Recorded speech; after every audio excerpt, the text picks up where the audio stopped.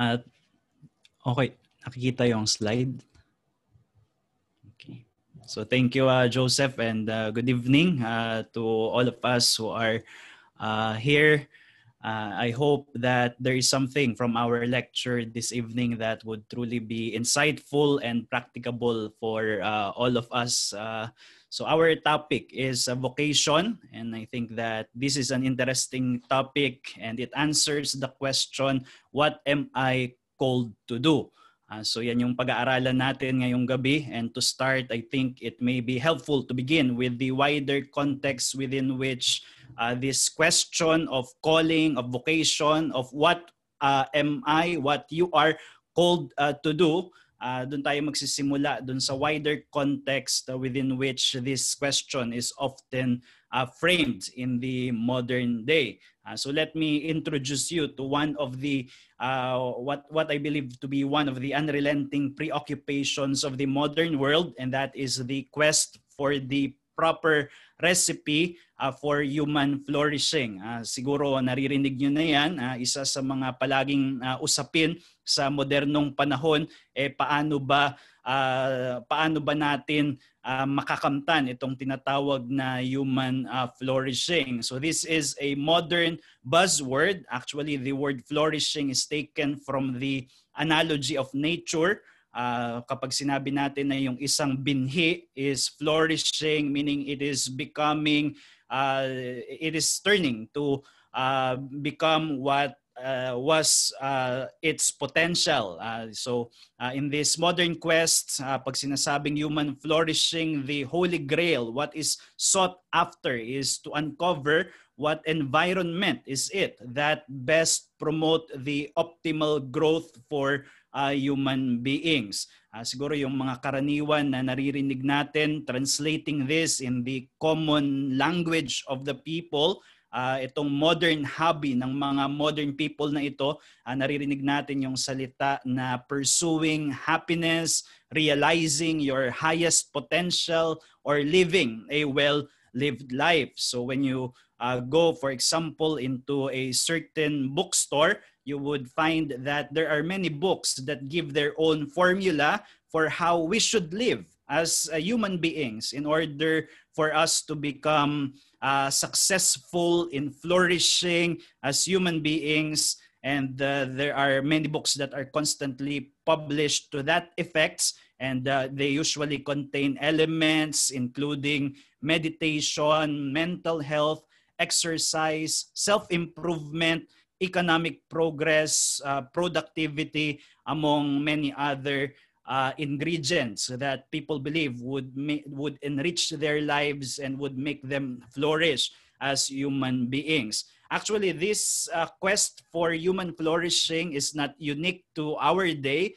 This was once the province of the religious leaders and philosophers in the past, although what is distinctive in the modern approach is that there is more reliance to humanistic science and we can say aggressive secularization in the pursuits of human flourishing. So sinasabi nila, hinahanap natin yung pagyabong bilang isang tao, itong human flourishing na ito, but we do not need any more recourse to any divine revelation, including the Bible. We can do it on our own. Let's just use our collective knowledge on how we may maximize these pursuits of human flourishing. And the reason for that is because the modern vision of human life is secular.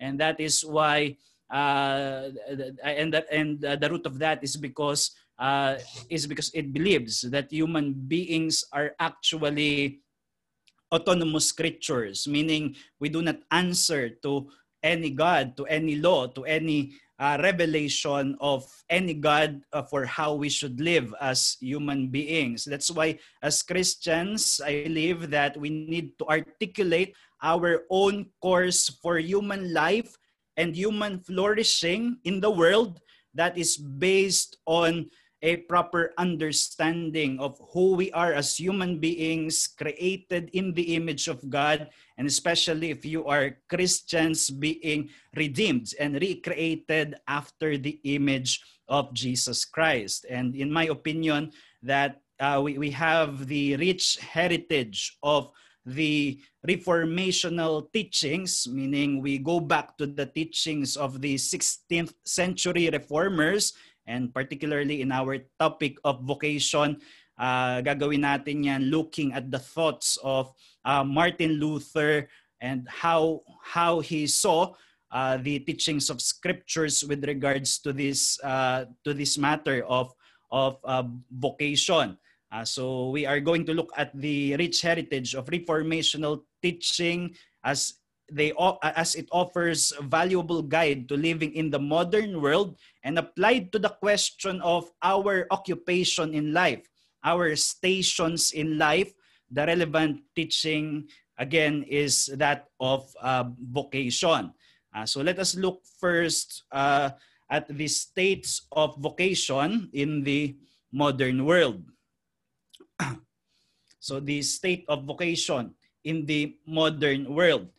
Vocation stems, so let us look at the meaning of the term first. When we say vocation, it actually came from the Latin word vocare, and what it means is to call. So there is the idea there of calling, and that means someone is making the call and another is receiving that same call.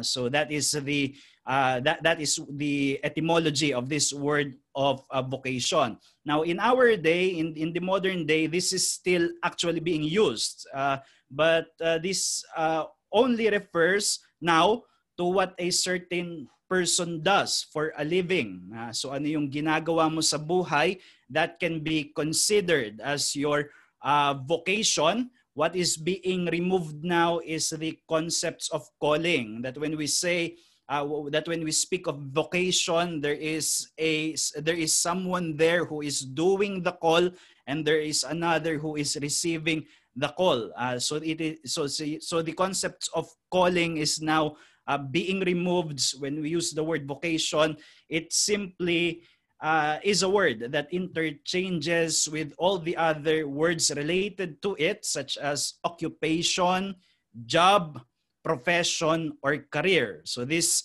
terminologies are now just more or less interchangeable. So for example, when a person says that he is taking a vocational course, it doesn't mean that that person is actually thinking that that some higher being is doing the call in order to place him or her in a particular station in life. What he or she simply means is that he is taking a training in order for him to be able to use it for some work that would yield an income. So that is the usage of this word nowadays.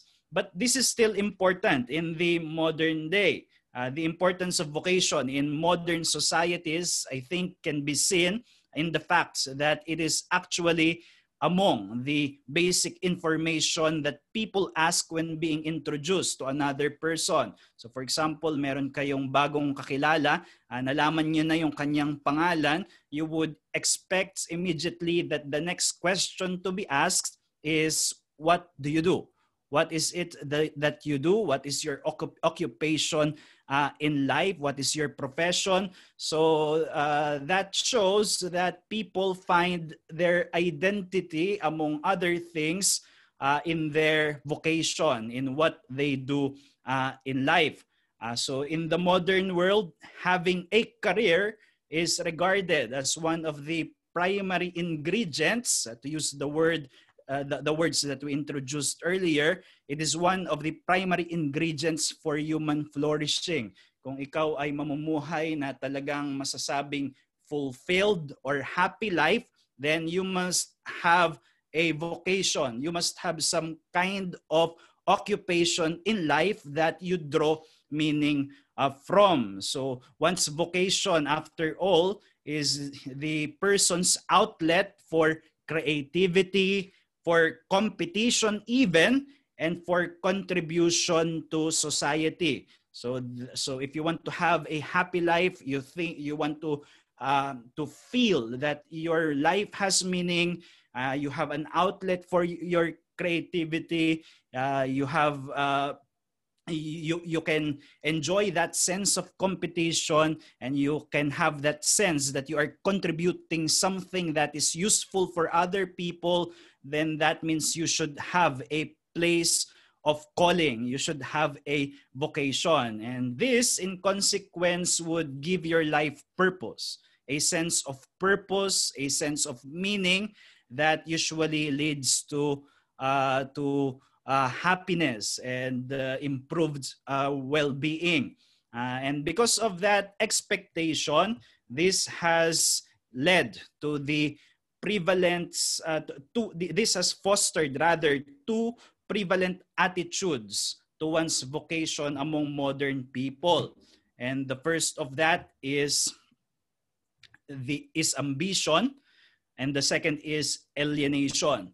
For some, precisely because of this idea that one's vocation is among the most important ingredients for human happiness, some have taken their vocation with intense dedication, believing that their worth and value is equated with the heights of their vocational achievement.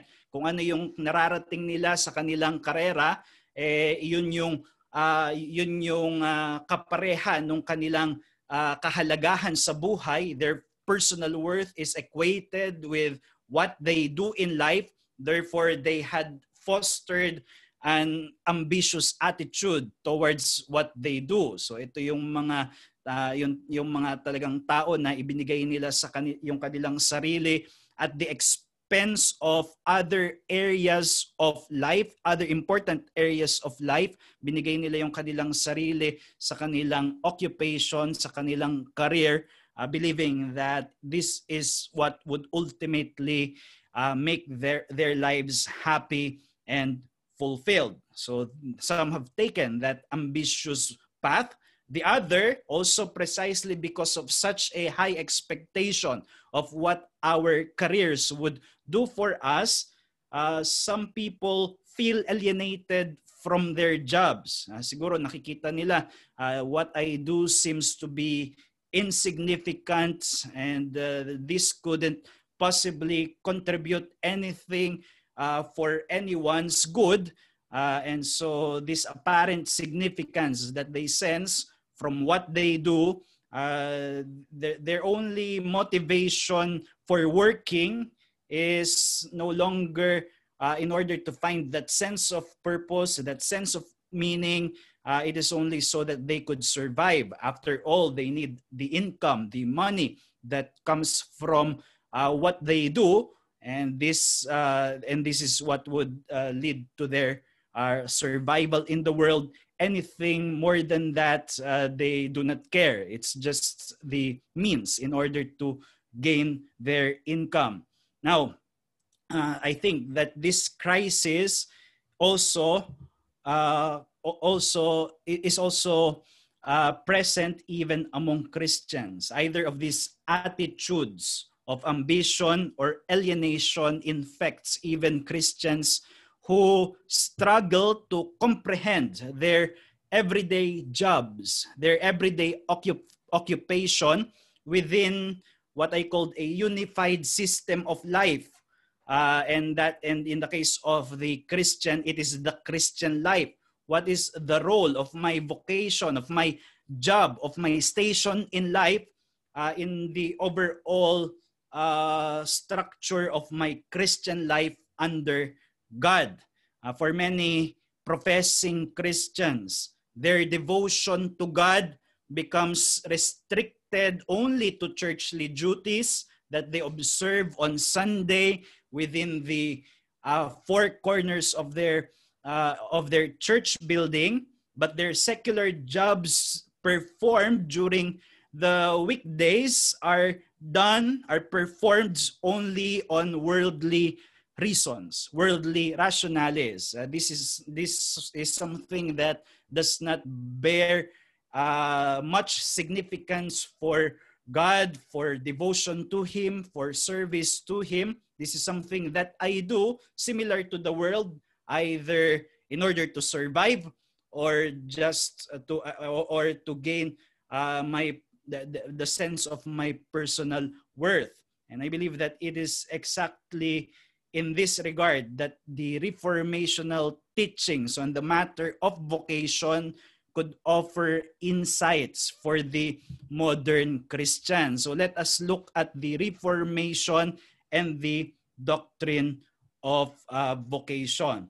Now, before we look at that, of course, as it is with any aspects of Reformation, we can only understand Reformation if we learn it at the background of what it reformed itself from. So it's called Reformation because it reformed itself from something, from an earlier state. That's why it's called Reformation.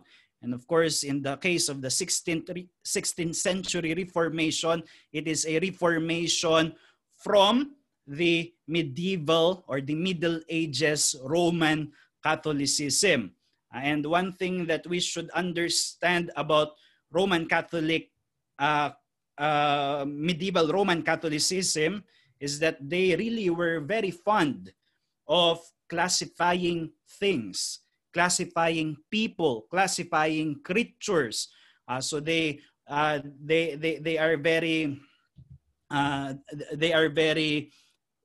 fond of making classifications and hierarchies, and this pervaded how they conceptualized their religious life.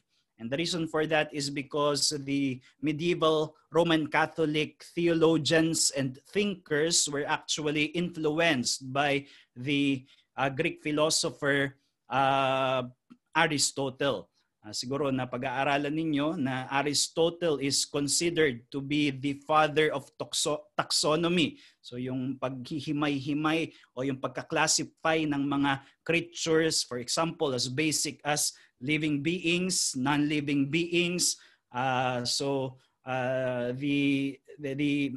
In Western thought, it is Aristotle that is recognized to be the father of that taxonomy. And following after Aristotle, sinundan siya ng mga Roman Catholic thinkers during the Middle Ages, such as Thomas Aquinas, even Dante, who wrote the Paradiso, the Purgatorio, and the Inferno. Kaya makikita ninyo yung depiction ng Inferno, for example, or Purgatorio for Dante is that it has a lot of levels, and it classifies from the worst of sins into the more trivial kinds of sins. So they really had a penchant for classifying things. And the implication of that is that the medieval Catholics also divided and placed people into hierarchies based on their station in life, based on what they do in life. So a case for this is Thomas Aquinas. And Thomas Aquinas, by the way, is one of the most respected Roman Catholic theologian in all of Roman Catholic history. And for Aquinas, when you ask him about his view about human flourishing, Aquinas would classify between a natural end for human life, which is seen only as preparatory, and a supernatural end, which is deemed to be higher, mas mataas. For example, this statement is taken from Aquinas' Summa Theologia. He said, "Man is perfected by virtue for those actions whereby he is directed to happiness. Now, man's happiness is twofold. One is proportionate to human nature, a happiness to it which man can obtain by means of his natural principles. The other is a happiness surpassing man's nature, and which man can obtain by the power of God alone, by a kind of participation of the Godhead, about which it is written that by Christ we are made partakers of the divine nature. So that is Thomas Aquinas, and what you can discern from that statement is that Aquinas is giving us two purposes for human life. One purpose relates to our natural state, and by that is meant our earthly state. And then the other, which is deemed to be higher, is our supernatural or more heavenly, more religious state. So he divided the human life into two categories. One is natural or earthly, another is supernatural or heavenly. Perhaps we can translate that in a language that we are familiar to. He divided human life sharply into a sacred category and then a secular category. And for the Roman Catholics, it is the things that are directly related to the church that are considered to be sacred and therefore higher, while things that are more earthly in nature are considered to be secular and therefore lower. So for example, activities and occupations such as being a priest, a nun, a church scholar is considered to be a true calling from God. But farming, not so much. So that is what the Roman Catholic view has led to. In terms of salvation, when we speak of good works, we know that in the Roman Catholic idea, salvation is gained by means of good works, sa paraan ng pagpapakabuti. And for them, good works that are directly related to the church were the ones that are regarded as having special merits before God. So if you are doing, for example, sacraments in the church, you are participating in the sacraments of the church, you are giving money to the church directly, then those are the kind of good works that would bear higher merits for God para makarating ka sa langit. But the other, not so much, or they have merits but not to be considered as on the level of good works that are directly done with the church. So the highest form of life, therefore, in the idea of medieval Roman Catholics, the highest form of life is one that repudiates the earthly in order to be devoted to religious activities. So for example, priests and nuns would take a vow of celibacy. So they would repudiate marriage by a vow of celibacy, thinking that if they rid themselves of the earthly burden of being married, they would become more acceptable to God, because they would be devoted directly and exclusively for the purposes of the church, or the pursuits of an honest business enterprise is repudiated in the vow of poverty. So the idea is that if I take an ascetic life that does not involve in the business affairs of men, that does not take on a calling of trade, so that means God is more pleased with me because I will give my life in that vow of poverty. So God can only truly be pleased in seclusion from the world, not in its affairs. Therefore, only church stations are considered to be vocations, such as becoming a priest, a monk, or a nun. And this is where Martin Luther entered in. By God's providence, he recovered what is in the Bible the theology, the doctrine that we call vocation, the Reformation's idea of vocation. And so this actually sprang from Luther's idea of salvation. It began with his idea of salvation, and that is what we celebrate Reformation for. We know that it was during the time of Luther that we recovered the glorious gospel of grace, that it is not by the multiplication of merits to God that a person can be made right before God. It is by faith alone, in Jesus Christ alone, that a person is made right before God. It was the central doctrine of the Reformation, but it is also this doctrine that actually birthed the Reformation idea of vocation. And this deep Reformation idea of vocation is one that dignified the day-to-day work of individuals from every station of life. You see, Luther emerged from a slightly different but substantially the same world where with us, where the works of ordinary life has been divorced from piety and devotion to God. Yung mga pang-araw-araw kong ginagawa, hindi ito maiugnay sa relasyon nito sa aking pananampalataya, sa aking paglilingkod sa Diyos. That is the world of Luther, and it is substantially the same with many Christians today. So that is where Martin Luther came. The context from which Martin Luther came about. Ano ba yung reformational view?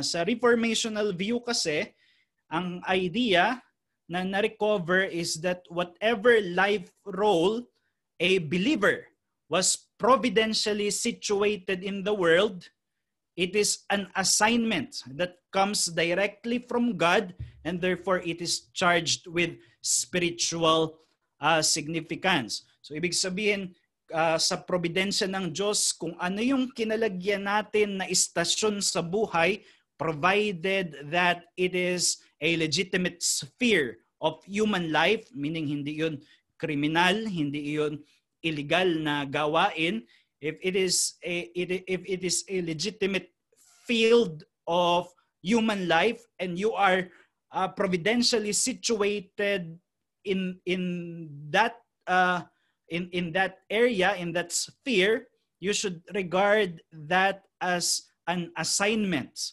that comes directly from God. And since it comes from God, you are being called to do it as an act of service to God, and therefore, whatever station that is, it is spiritually significant, even if it is not directly related to the church.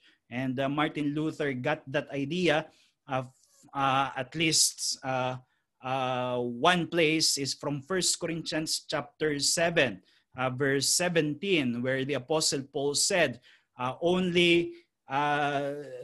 he is speaking to the brethren in Corinth, and he is urging them to live the lives that God has assigned for them. So God has an assignment of life for us, and it comes by how He providentially arranged us and situated us in the world, and we are being called to be faithful within that context. An example of that is Luther's statement from his exposition on Psalm 111. This is what Luther has to say. Surely anyone should laugh in his heart for joy if he finds himself in a station that God instituted or ordained. He ought to shout and dance as he thanks God for such a divine act, because he hears and is assured that his position is full of honor and adornment before God. Now this means that a servant, maid, son, daughter, man, woman, lord, subjects, or whoever else may belong to a station ordained by God, as long as he feels his station is as beautiful and glorious in the sight of God as a bride adorned for her marriage. But the blind and senseless world will not see this. It despises such stations so shamefully that it makes a pious heart bleed. Never. It says, what shall I do with such an unimportant secular station? I will serve God and become a monk, or a nun, a priest, or a hermit. And out of this wisdom, there has developed such a lively fanaticism that the world is full of monasteries and institutions of so many different orders and factions, and everything fairly crawls and swarms with spiritual people. So you find that a little mockery at the end of his statement. He is saying that this, he is giving the effects that surely this is not God's vision for the world. It is not to fill the world with monasteries and institutions of different orders, as he stated, filled with so-called spiritual people. To the contrary, we are being called by God to serve him in the particular situations and stations of life that he has been pleased to place us within. So that includes the lists of jobs that he mentioned here, even if that means being a servant, a maid, a son. All of these are positions in life that we should take with joy, because this comes as a calling from God. So that means a person who converts to Christ do not really need to change his station in the world in order to qualify to some higher spiritual flourishing. So hindi kailangang palitan. Kapag yung isang tao ay naging Kristiyano, hindi niya kailangang palitan yung ginagawa niya para mas masabi niya na mas Kristiyano na ang ginagawa ko. Hindi niya kailangang palitan yung station ng kanyang buhay. Of course, this does not mean that one cannot change his station in life. In the same passage kung saan sinabi ni Paul that we should let each person lead the life that the Lord has assigned to him and to which God has called him. In 1 Corinthians 7 verse 17, also in that chapter, he urged the slave he urged slaves of his time that if they are called to become slaves, they should be slaves also as receiving that as a calling from God. But if there is an opportunity to gain their freedom, they should avail themselves of that opportunity. So for example, if we have opportunities in order to transfer in another field, in order to pursue that as a calling, then that is not prohibited. But such change of station must never be perceived as if you are now climbing up to some higher degree or higher ladder of religious state. Whatever station we are placed by God providentially in life, we should take that as God's direct appointment. There is an example of this when Martin Luther was met by a certain cobbler, a shoemaker, who asked him the question, I have now become a Christian, what should I do now? And Martin Luther answered him, perhaps he was expecting an answer to the effects that you should now become a priest, you should now devote yourself to the church. Martin Luther instead answered, then make a quality shoe and sell it at a fair price. So Martin Luther is saying you don't need to change what you are doing. What you need to do is to change how you do it, and you do it in a Christian manner. And this has been what theologians would call the Reformation work ethics, and that includes excellence. So you be good at what you do, you make a quality shoe, and then sell it at a fair price, meaning honesty. Do not trick people, do not deceive people. So this is what is called as the Protestant work ethic. And this, as I have said, this dignified even the most mundane of tasks, such as being a shoemaker. It became dignified because it was charged with spiritual significance. And again, another a classic example of this is the task of diaper changing. Even changing the diaper of your baby is a dignified task if you do it in Christian faith, in Christian obedience. So this is what Luther has to say in his essay on the estates of marriage. Now you tell me, when a father goes ahead and washes diapers or performs some other mean task for his child, and someone ridicules him as an effeminate fool, though that father is acting in the spirit just described and in Christian faith, my dear fellow, you tell me which of the two is most keenly ridiculing the other. God, with all his angels and creatures, is smiling, not because that father is washing diapers, but because he is doing so in Christian faith.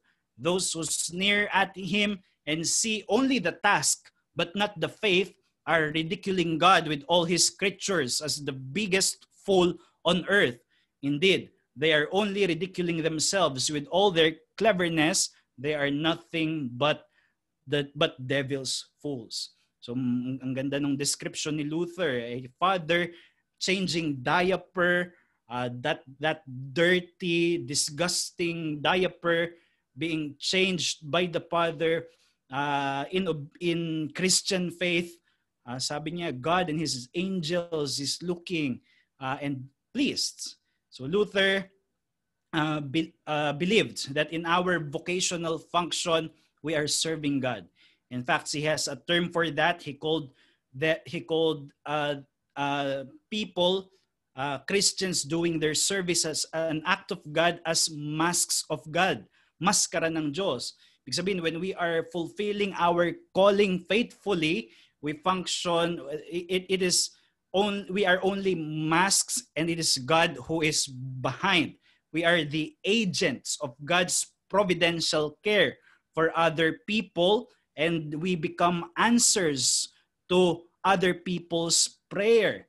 For example, the Lord has taught us how to pray, give us this day our daily bread. And God answers that prayer through the laborious hands of the farmer or the milkmaid.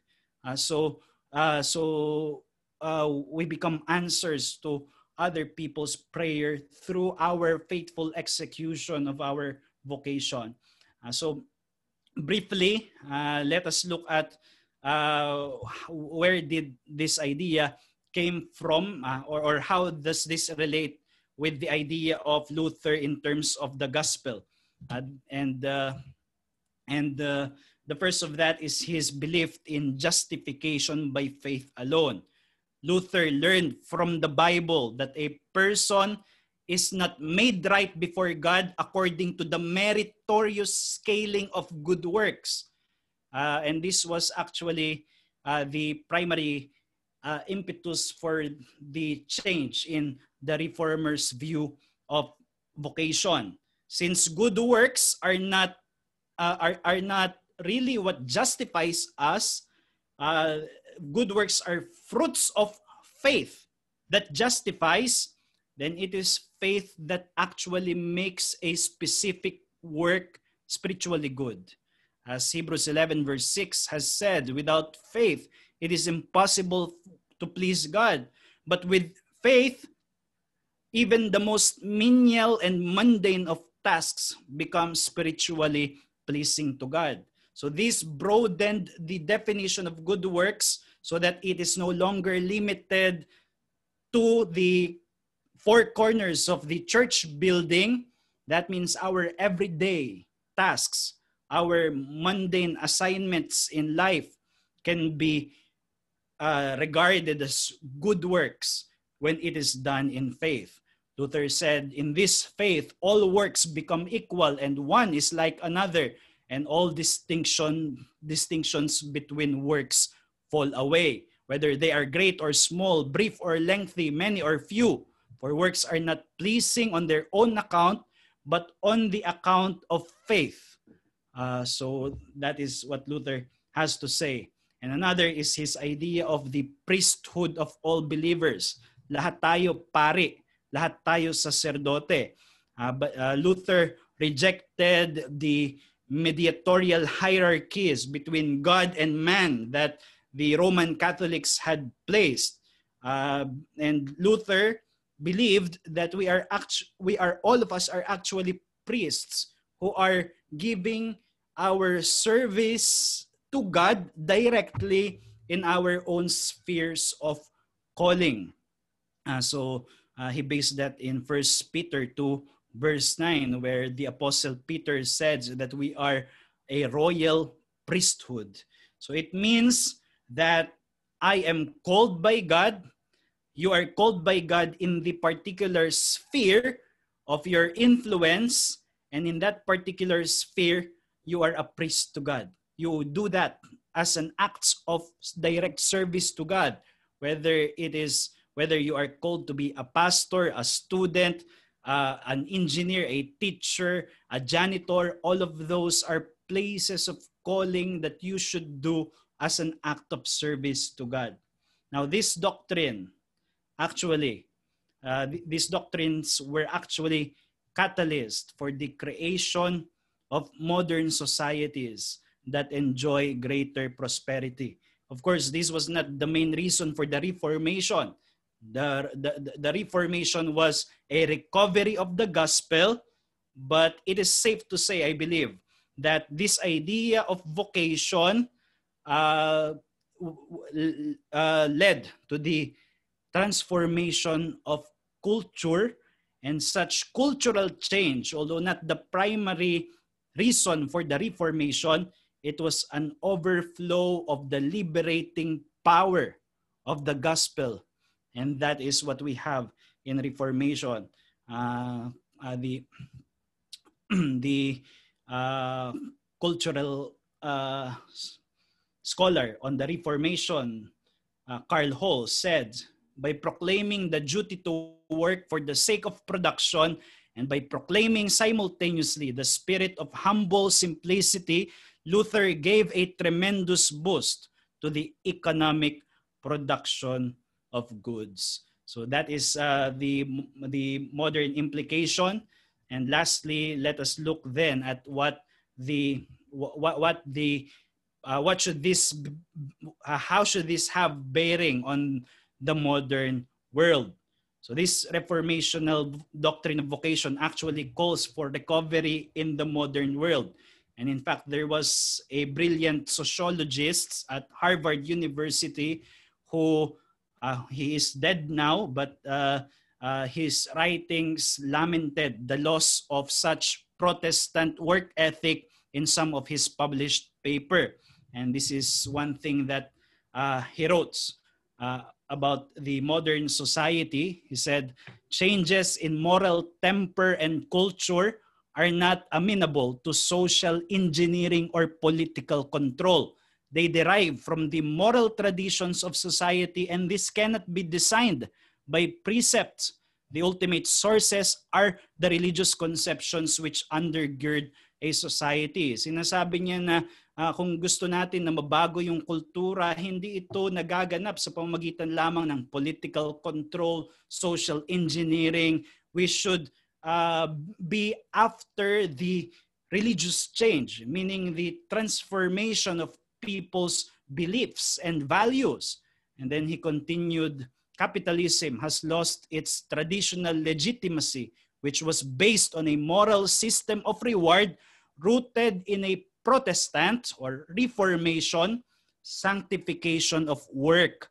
It has substituted in its place a hedonism, a love of pleasure, which promises a material ease and luxury which shies away from all the historic implications which a voluntary system and all its social permissiveness and libertinism implies. So what he is saying is that it is because we have lost that idea of the Protestant sanctification of work that our capitalism has turned into what is now called consumerism, that people is no longer after serving another.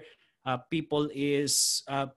motives of people are now material rewards. So for us as Christians, we need to contribute to this recovery of the Protestant work ethic in our places of calling, and to end this exhortation, let us look at a few texts from the scriptures that encourage us to that effect. 1 Corinthians 10 verse 31. So whether you eat or drink, meaning whatever menial or mundane tasks that is set before you, whatever you do, do all to the glory of God. Colossians 3 verse 23, whatever you do, work heartily as for the Lord and not for men. Ephesians 6 verse 7, rendering service with a good will as to the Lord and not to man. And 1 Thessalonians 4 verse 11 to 12, and to aspire to live quietly and to mind your own affairs and to work with your hands as we instructed you, so that you may walk properly before outsiders and be dependent on no one. So that is the doctrine of vocation. I guess that ends our lecture. Sorry, I took more than... Thank you.